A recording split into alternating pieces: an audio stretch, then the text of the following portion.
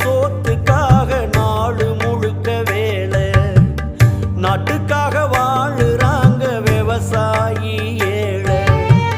ரத்தத்தைய வேர்வ போல சிந்துறாங்க பூமியில, கஷ்டப்பட்டு பலனும் இல்ல, கண்ணீரு தான் கண்ணு